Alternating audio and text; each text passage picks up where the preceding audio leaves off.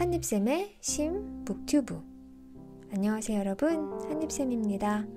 앞으로 이 코너를 통해서 심리학과 관련된 책을 소개해 드릴게요.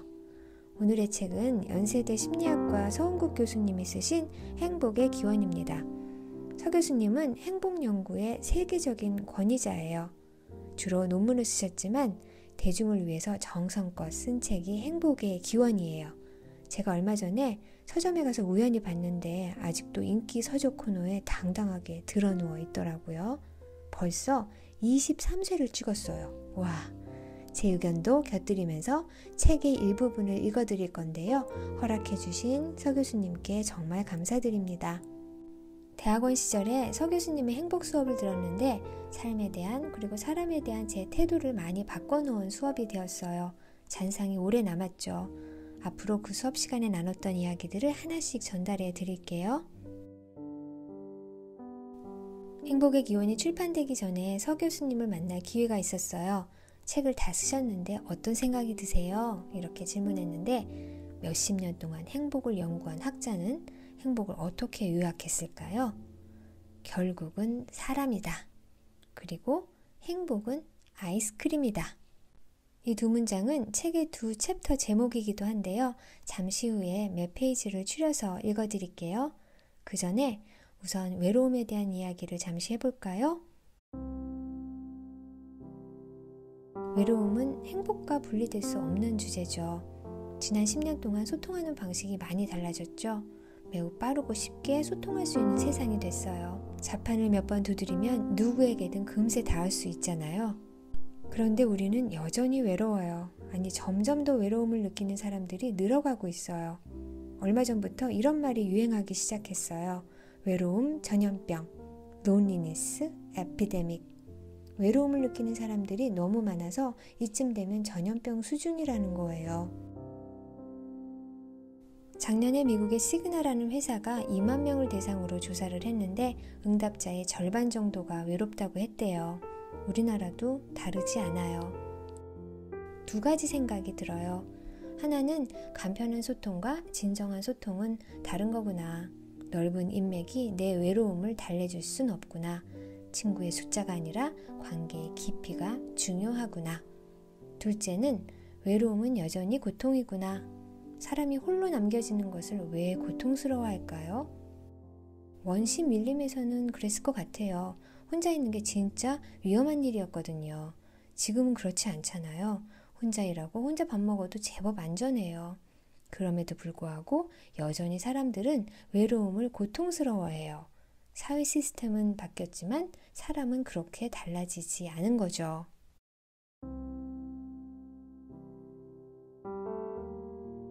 책에 이런 말이 나와요. 사람에게 가장 필요한 건 사람이다. 이걸 어떻게 해석해야 할까요? 내 행복이 남의 인정과 사랑에 다 달려있다는 얘기인가? 그런 조언을 하려는 건 아닙니다. 그런데 한 가지는 확실해요. 많은 행복 연구들이 내놓은 일관된 결론 중 하나는 사람들과의 관계가 나의 행복에 무척 중요하다는 사실이에요. 어쩌면 내가 추측했던 것보다 더 많이요. 왜 그런지 책에서 이유를 찾으실 수 있을 거예요. 또 행복은 아이스크림이다. 이 포인트가 정말 중요해요. 그 무엇도 나를 영원히 행복하게 만들어주지 않아요. 내가 가진 모든 걸 쏟아붓고 약간의 영혼까지 팔아서 대단한 걸 이뤄도 행복은 아이스크림처럼 싹 녹아버려요. 인간의 적응력 때문이래요. 그러면 대충대충 즉각적인 즐거움만 추구하면서 살라는 얘긴가? 또 그런 의미는 절대 아닙니다.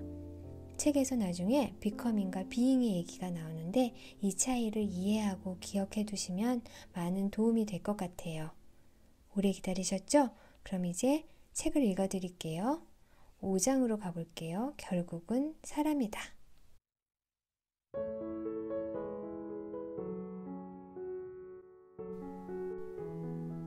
인간이 경험하는 가장 강렬한 고통과 기쁨은 모두 사람에게서 비롯된다. 사랑하는 사람의 죽음, 이별, 짝사랑, 인간을 시름시름 앓게 하는 고통스러운 경험이다.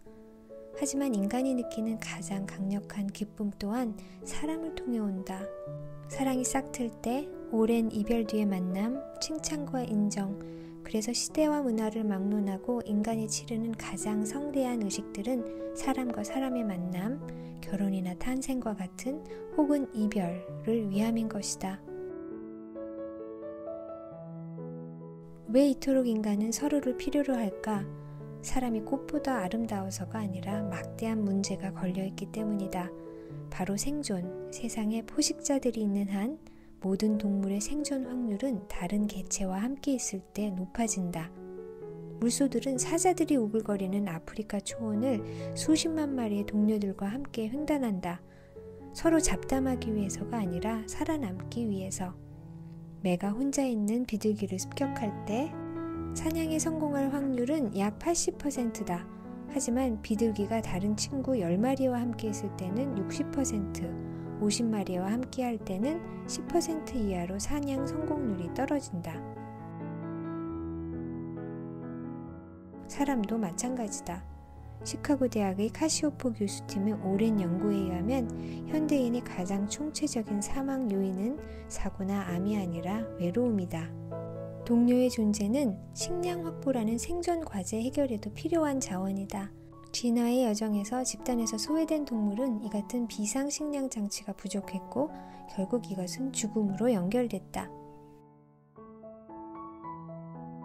사회성은 인간의 생사를 좌우하는 가장 독보적인 특성이다. 최근 여러 분야의 석학들이 이구동성으로 주장하는 결론이다. 미국 다트머스 대학의 마이클 가자니가 교수는 세계에서 가장 저명한 뇌과학자로 꼽힌다. 최근 그는 자신의 책에서 큰 질문 하나를 던졌다. 인간의 뇌는 도대체 무엇을 하기 위해 설계되었을까? 일평생의 연구를 토대로 그가 내린 결론은 인간관계를 잘하기 위해서다.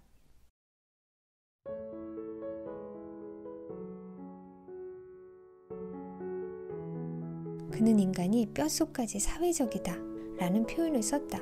남을 설득하고 속이고 속마음을 이해하고 뇌의 최우선 과제는 사람 간의 이런 복잡 미묘한 일들을 해결하는 것이다.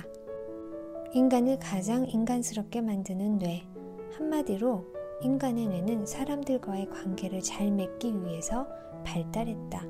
그래서 비사회적 과제들은 그토록 낯설다. 골프를 치기 위해서는 학습과 노력이 필요하다. 골프는 뇌가 디자인된 원래 목적과 거리가 멀기 때문이다. 마찬가지로 수학학원은 골목마다 있지만 짝사랑하기, 배신으로 상처받기 같은 학원은 없다. 뇌의 원래 용도는 연애를 하고 친구를 사귀는 것이지 2차 방정식을 푸는 게 아니기 때문이다. 중요한 점은 이렇게 철저히 사회적인 뇌가 21세기를 사는 우리의 일상을 여전히 주도한다는 것이다. 내 생각엔 행복한 사람은 바로 이런 고지식한 사회적 뇌를 잘 이용하는 자들이다. 정리를 한번 하자. 호모사피엔스라는 동물의 진화 여정에서 집단으로부터의 소외나 고립은 죽음을 뜻했다. 뒤집어 말하면 우리의 조상이 된 사람들은 연인과 친구들을 항상 곁에 두고 살았던 매우 사회적인 사람들이었다. 우리는 사회적 인간의 유전자를 받았고 그것을 통해 사회적 생존 비법을 전수받았다.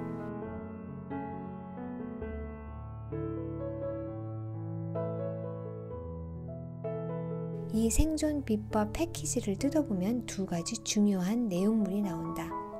하나는 고통이라는 경험이다. 고통을 경험하지 못하는 동물은 오래 살 수 없다. 다리에 박힌 못이 아프지 않으면 치료하지 않을 것이고 결국 목숨까지도 잃을 수 있다. 생존의 위협이 되는 작은 불씨를 미리 끄는 일종의 호루라기 소리가 고통이다.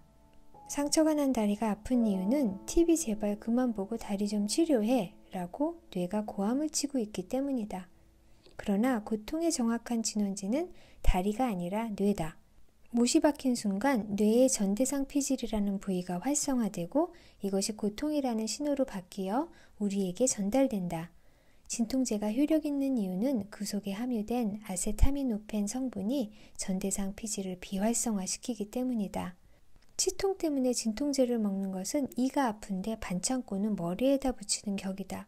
정말 아픈 곳은 뇌이기 때문에.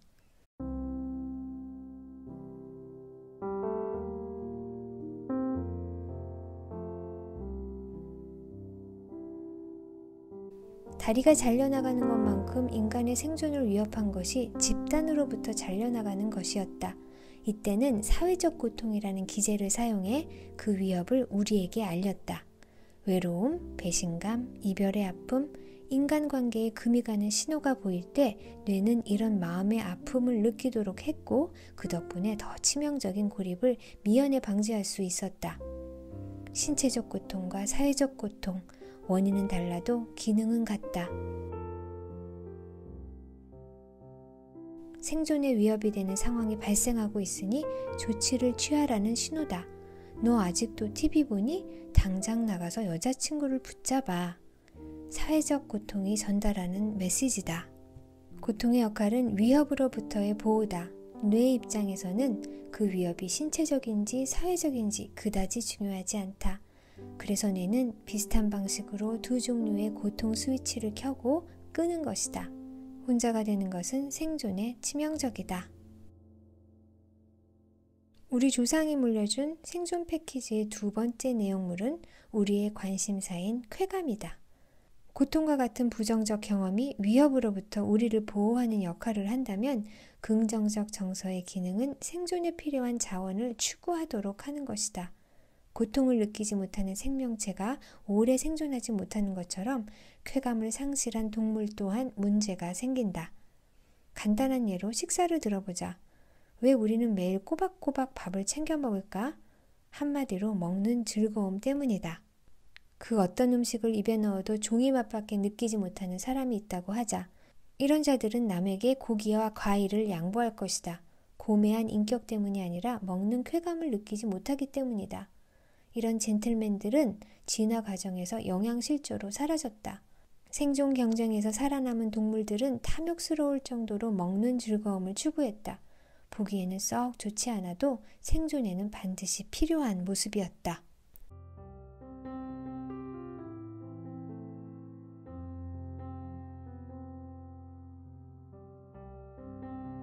인간이 생존하기 위해 확보해야 했던 또 하나의 절대적 자원이 있다. 앞에서 언급한 사람이다. 먹는 쾌감을 느껴야 음식을 찾듯 사람이라는 절대적 생존 필수품을 확보하기 위해서는 우선 인간을 아주 좋아해야 한다. 타인을 소닥보듯 바라보는 사람에게 친구나 연인이 생길 리 없다. 이런 사회적 영양실조를 막는 가장 효과적인 방법은 왕성한 사회적 식욕을 갖는 것이다. 식욕의 근원은 쾌감이다. 그래서 사람, 특히 이성을 만나고 살을 비빌 때 뇌에서는 사회적 쾌감을 대량 방출한다. 강추한다는 뜻이다. 우리는 이런 사회적 쾌감을 예민하게 느꼈던 자들의 유전자를 지니고 산다.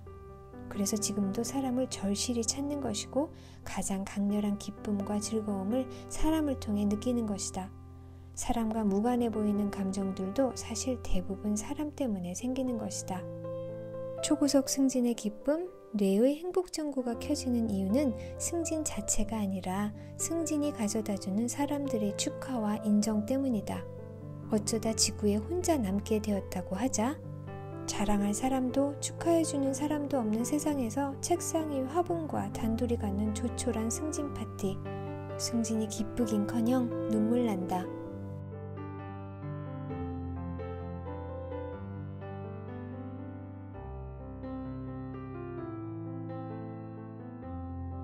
누구에게나 비슷한 경험이 있을 것이다. 나는 유학 시절 행복에 대해 쓴 몇 편의 논문이 학계에 알려지게 되었고 이 덕분에 여러 대학으로부터 특강 초청을 받았다. 특히 긴장했던 곳은 스탠포드 대학에서의 강의였다. 교과서에서 이름만 구경했던 심리학자들이 나의 강의를 눈앞에서 듣고 있었으니 말이다. 다행히 강의를 잘 마쳤고 교과서에서 튀어나온 대가들이 나에게 잊을 수 없는 덕담을 해주었다. 박사 과정 중 하이라이트 장면이었다. 일정을 마치고 샌프란시스코 공항에서 비행기를 기다리며 며칠간의 일들을 떠올려 보았다. 내가 뭔가 학자로 업그레이드 된 듯한 벅찬 기분이 들었다. 그러나 그 시간은 내 인생에서 가장 행복했던 순간이 아니라 무척 외로웠던 때로 기억된다. 기쁨을 당장 나의 사람들과 떠들며 나누고 싶은 마음이 간절했다. 하지만 먼 이국 땅의 텅 빈 공항에서 나는 혼자라는 생각에 압도됐다. 책상 위 화분과 승진 파티를 하는 느낌이었다.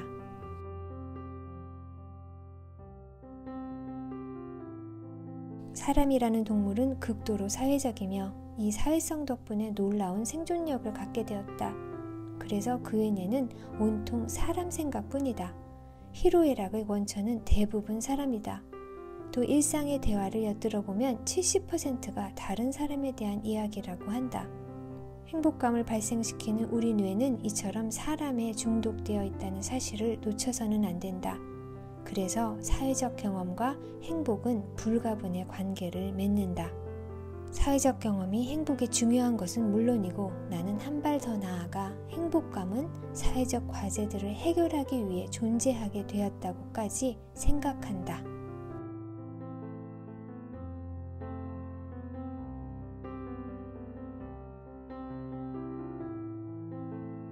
지금까지 행복의 기원 5장의 일부를 읽어드렸는데요. 정리해볼까요? 맛있는 음식이 입에 들어가면 쾌감을 느껴요. 즉 행복하죠. 생존 필수품이니까요. 먹을 때 행복해야 제대로 설계된 인간이죠. 먹을 때마다 토할 것 같은 기분이 들도록 사람이 디자인되어 있다면 옛날에 다 없어졌을 거예요. 사람도 음식과 같은 생존 필수품이에요. 나는 다른 사람의 사랑과 인정을 받을 때 행복 전구가 켜지도록 설계된 존재죠. 다른 사람들이랑 친하게 지내. 그러면 내가 생존할 확률이 높아져. 이 법칙이 우리의 사회적인 뇌에 깊게 새겨져 있어요. 왜 서은국 교수님이 행복을 논할 때 결국은 사람이다 라고 했는지 그 배경을 이해하셨을 것 같아요. 책을 처음부터 읽어보시면 더 공감하실 거예요. 이제 6장으로 가볼까요? 행복은 아이스크림이다.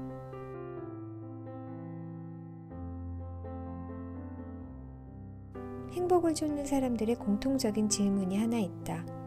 내 인생에 무엇이 있어야 행복할까? 저마다 조금씩 다르겠지만 대부분 돈, 명예, 건강 등 몇 개의 범주 안에 답이 있다고 믿는다. 그래서 자신의 인생 창고에 이 행복 곡물들을 많이 채우기 위해 동분서주하며 산다. 주식에 비유하면 돈과 같은 삶의 조건들이 가장 확실한 행복 이윤을 가져다주는 종목이라고 믿는다. 그래서 많은 것을 거기에 투자한다. 사실일까? 결국 행복은 무엇을 가진 자와 못 가진 자의 차이일까?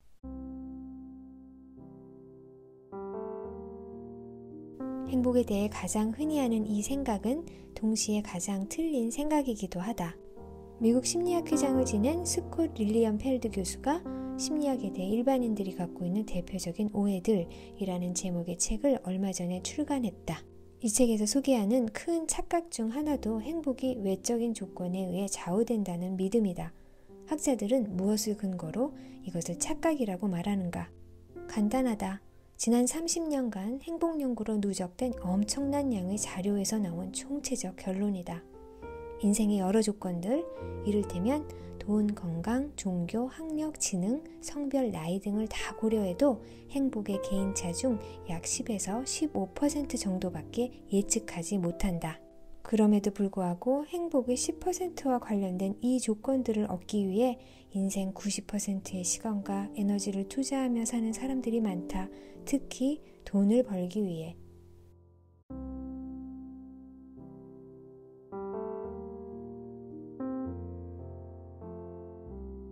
톨스토이는 인간은 사랑을 먹고 산다 했지만 나는 빵도 먹어야 된다고 생각한다. 그래서 나는 수도승처럼 살자는 제안을 하고자 하는 것이 아니다. 하지만 외적 조건에 과도한 기대와 투자를 하는 것은 현명하지 못하다. 돈은 비타민과 비슷한 구석이 있기 때문이다. 비타민 결핍은 몸에 여러 문제를 만들지만 적정량 이상의 섭취는 더 이상의 유익이 없다. 많이 갖는 것이 행복은 아니다 라는 결론을 뒷받침하는 연구는 끝없이 많다. 이 방대한 자료 중 몇 가지만 살펴보자. 인생의 외형적 스펙 중 대표적인 돈과 행복의 관계는 한마디로 본인의 경제 수준에 따라 다르다. 하루 3끼 식사를 못할 정도로 가난한 사람에게 돈은 매우 중요한 행복의 조건이다. 하지만 3끼 식사를 안 하는 이유가 다이어트 때문이라면 이 사람에게 돈은 더 이상 행복의 발판이 되지 못한다.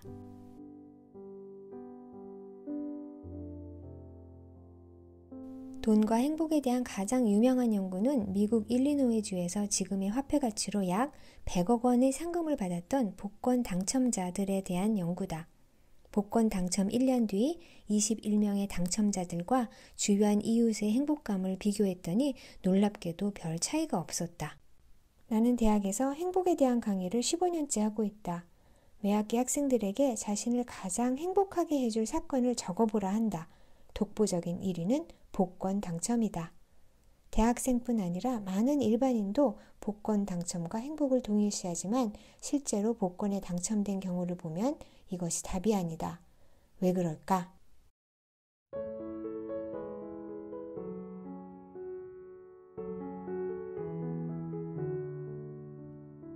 우선 감정이라는 것은 어떤 자극에도 지속적인 반응을 하지 않기 때문이다. 아니, 계속 반응을 해서도 안 된다.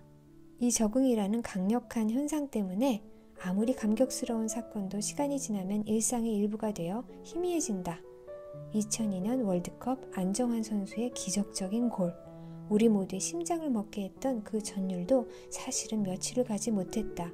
복권도 예외가 아니다. 그 어떤 대단한 일도 지속적인 즐거움을 주지는 못한다. 인간은 새로운 것에 놀랍도록 빨리 적응하는 동물이기 때문이다. 그 덕분에 좌절과 시련을 겪고도 다시 일어서지만 기쁨도 시간에 의해 퇴색된다.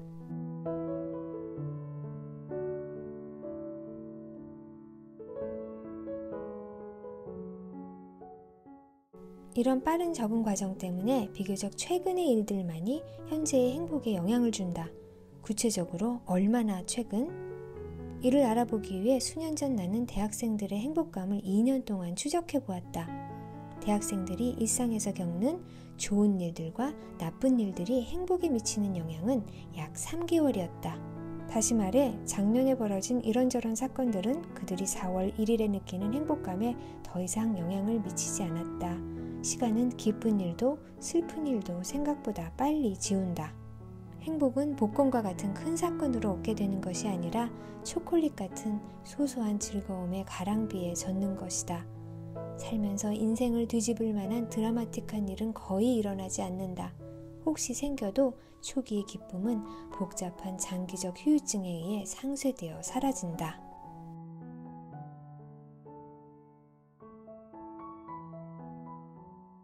영어로 표현한다면 becoming과 being의 차이는 상당히 크다. 재벌집 며느리가 되는 것, becoming과 그 집안 며느리가 되어 하루하루를 사는 것, being은 아주 다른 얘기다.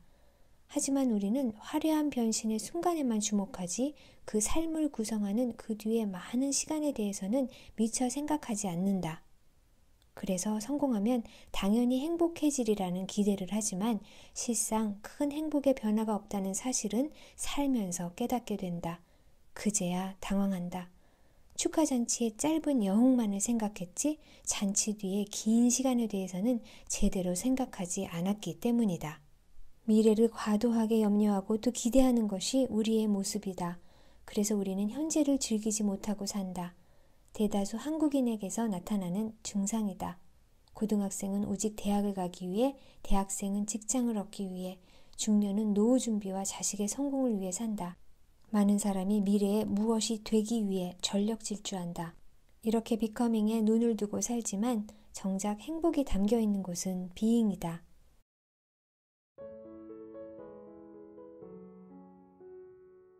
인생은 유한하다. 제한된 시간과 에너지를 어디에 어떻게 쓰느냐가 결국 인생사다. 사람들은 상당 부분을 부와 성공 같은 삶의 좋은 조건들을 갖추기 위해 쓴다. 이런 것들을 소유해야 행복이 가능하리란 강한 믿음 때문에. 하지만 여기서 기대만큼의 행복 결실이 나오지 않는다는 것이 수십 년 행복 연구의 결론이고, 이 현상을 일으키는 주범으로 적응이라는 녀석이 지목되었다. 유학 시절 지도교수가 쓴 논문을 읽은 적이 있다. 제목은 행복은 기쁨의 강도가 아니라 빈도다. 나는 이것이 행복의 가장 중요한 진리를 담은 문장 중 하나라고 생각한다. 큰 기쁨이 아니라 여러 번의 기쁨이 중요하다. 객관적인 삶의 조건들은 성취하는 순간 기쁨이 있어도 그 후 소소한 즐거움을 지속적으로 얻을 수 없다는 치명적인 한계가 있다. 결국 행복은 아이스크림과 비슷하다는 과학적 결론이 나온다. 아이스크림은 잠시 입을 즐겁게 하지만 반드시 녹는다. 내 손 안의 아이스크림만큼은 녹지 않을 것이라는 환상. 행복해지기 위해 인생의 거창한 것들을 쫓는 이유다. 하지만 행복 공화국에는 냉장고라는 것이 없다. 남는 옵션은 하나다. 모든 것은 녹는다는 사실을 받아들이고 자주 여러 번 아이스크림을 맛보는 것이다. 오늘 제가 행복의 기원 이 책 일부분 읽어드렸는데 어떠셨어요? 어떻게 하면 행복해질 수 있을까요? 서 교수님은 이 책을 읽고 행복 수업을 들어도 행복해지지 않을 거야. 이렇게 늘 경고하세요. 30년 이상 행복을 연구한 나보다 연구를 한 개도 하지 않은 내 동생이 더 행복해 이러시면서요. 그런데 저는 서 교수님과 조금 다른 의견을 가지고 있어요. 행복 공부가 나를 더 행복하게 만들어주는지 이건 잘 모르겠어요. 하지만 뭐가 중요한지 어떻게 살아야 하는지 알려주거든요. 더 지혜로운 사람이 되면 조금 더 행복에 가까이 갈 수 있다고 생각합니다. 결국은 사람이다. 행복은 아이스크림이다. 여러분, 이 책을 처음부터 끝까지 읽어보세요. 그리고 나의 행복에 대해서 생각해보세요. 행복의 열쇠를 발견하실 수 있을지도 몰라요. 늘 여러분을 응원합니다.